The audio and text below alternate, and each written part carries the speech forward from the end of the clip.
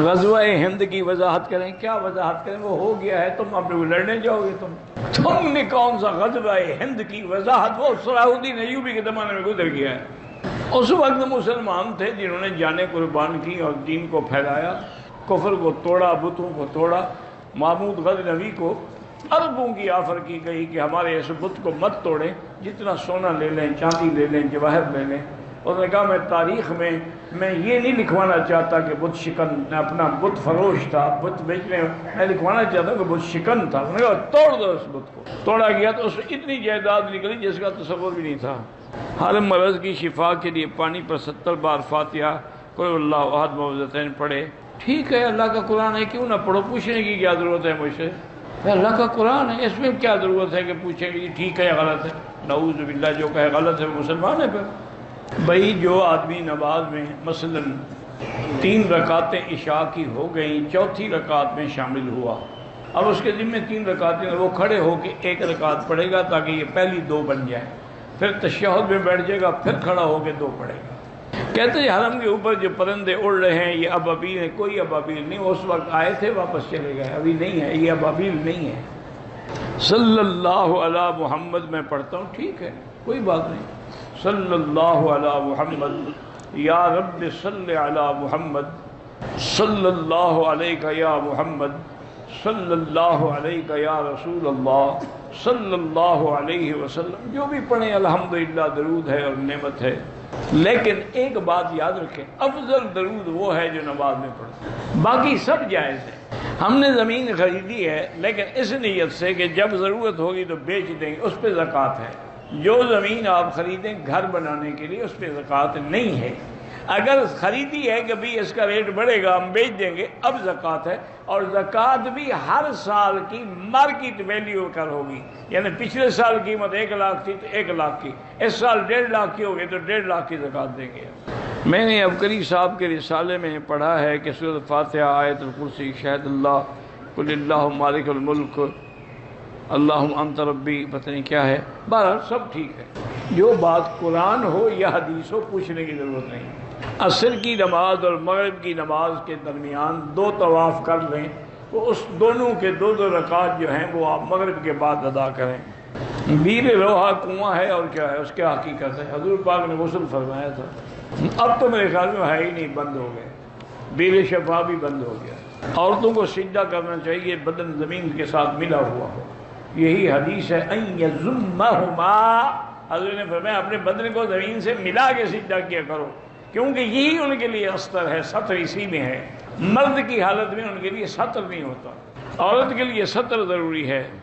امام کعبہ صاحب پگڑی کیوں نہیں باندھتے؟ ان سے جا کے پوچھو، مجھ سے کیوں پوچھتے؟ آپ تشریف لے جائیں نا آج، ان سے پوچھیں تو میں انشاءاللہ بالکل صحیح طریقے سے سمجھا دیں گے۔ پوچھ کے تو دیکھو، یہ مولوی مکی ہے کہ تم پوچھ لو گے وہ چپ ہو جائیں گے؟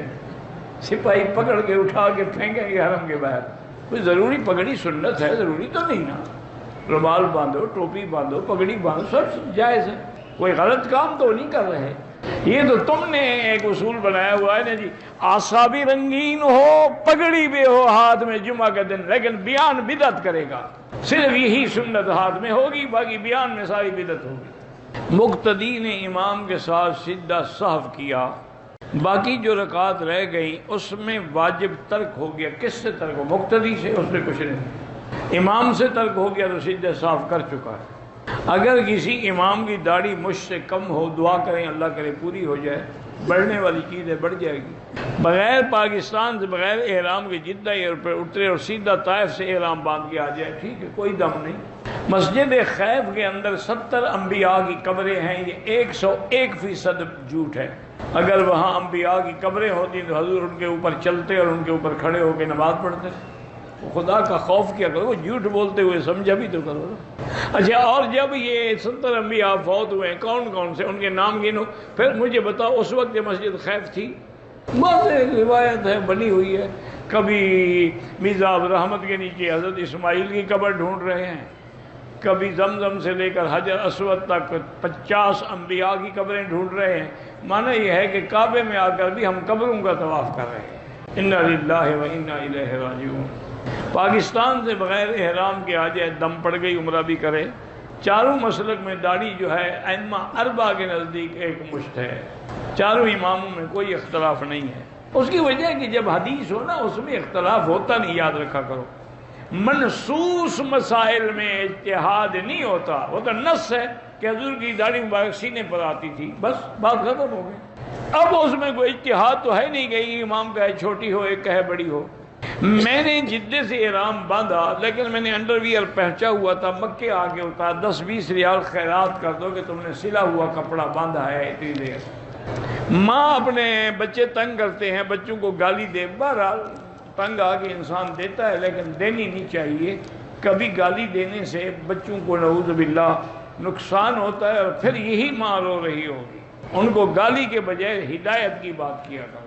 میں ایک دوست کی عیادت کرنے کے لیے مدینہ شریف گیا، وہاں سے بغیر احرام کے آگے عمرہ قضا کر دو طائف سے ورنہ دم دینی ہوگی۔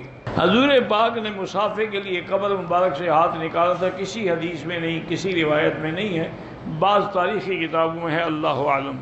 ہم جو چپل پہن کے آئے تھے حرم میں گم ہو گئے تو ہو گئے، بہتر تو ہے اپنے اور خریدیں ورنہ کچرے سے اٹھا لیں تو کوئی بات نہیں۔ اللہ کے نبی نے حضرت ابو بکر کے لیے فرمایا تھا، قبر سے آواز دی تھی کہ ادخل الحبیب، کسی صحیح حدیث میں نہیں ہے۔ حج کی نیکی کھانا کھلانا اور عمدہ گفتگو ہے، ٹھیک ہے، حج چونکہ حج میں ذکر بھی ہوتا ہے، قربانی بھی ہوتی، ایام اکل و شرب بھی ہوتے ہیں۔ نمازی کے آگے نہ گزرا کریں، مجبوری ہو تو سجدے کی جگہ سے دور ہو کے گزر جائیں۔ کہتے ہیں جی کہ میں انڈیا سے آیا ہوں، میرا پیٹ چلتا رہتا ہے، کافی عرصہ ہو گیا، وہ ٹھیک ہونے میں نہیں آتا ہے۔ میرا بھائی اس کا علاج خود حدیث پاک میں ہے۔ ایک صحابی نے آ کے حضور صلی اللہ علیہ وسلم سے عرض کیا، حضور میرے بھائی کو شکایت ہے اسہال کی، پیٹ چل رہا ہے۔ آپ نے فرمایا اسکے ہو اصلاً، اس کو جا کے شہد کی شربت بنا کے پلاؤ۔ وہ چلا گیا، پھر آیا، انہوں نے کہا حضور میں نے وہ آپ کے حکم پہ شہد کی شربت بنا کے پلائی ہے، وہ تو اور زیادہ ہو گیا۔ فرمایا اسکے ہو اصلاً، جاؤ پھر پلاؤ۔ اس نے جا کے دوبارہ پلائی۔ اب حضور کا حکم تو نہیں انکار کیا جا سکتا، اللہ کے نبی کا حکم۔ اب پلائی، پھر انہوں نے کہا رسول اللہ رات ہو تو پہلے سے بڑھ گئے ہیں، اس کی اسہال اور زیادہ ہو، اور اسکے ہو اصلاً، پھر پلاؤ۔ تیسری دفعہ جب پلایا، اب چوتھی دفعہ آیا، بڑا خوش گیا، اصلاً بالکل اس کے پیٹ کے جو اسہال تھے بند ہو گیا۔ اب فرمایا کذب بطن اخیک، تمہارے بھائی کا پیٹ قبول نہیں کر رہا تھا، جب قبول کر لیا تو شاید شفا ہے، اس نے اپنا اثر دکھا دیا۔ اس سے بڑا علاج کیا ہوگا جو خود حضور پاک نے فرمایا ہو؟ باقی بات ہے یقین کی، یقین کریں گے تو شفا ہوگی، نہیں کریں گے تو نہیں ہوگی۔ حرم کے باہر کھانے کے لیے جو لائن لگی ہوتی ہے، اگر آپ غریب ہیں تو لے لیا کرو، کھا لیا کرو، اگر امیر ہیں پھر نہ لیں، اللہ نے آپ کو خود توفیق دی ہے، آپ دینے والے بنو، لینے والے تو نہ بنو۔ حضور نے فرمایا الید العلیٰ خیر من الید السفلیٰ، اوپر والا ہاتھ اچھا ہوتا ہے نیچے والے ہاتھ سے۔ فی آدمی ایک عمرہ کریں یا سارے مردوں کے لیے ایک کافی ہے؟ نہیں، پوری امت کے لیے ایک کافی، ایک کے لیے ایک کرو گے اللہ کے بدلے۔ یہ سارے رشتہ داروں کو ایک مٹر کھانا چاہتا ہے نا، پتہ تو لگے تمہیں جب 10-20 عمرے کرنے پڑیں گے۔ دعا کرو اللہ ان کی مغفرت کرے، بس بات ختم ہو گئی۔ Thanks for watching. Please subscribe, like, share Mufti Sufyan.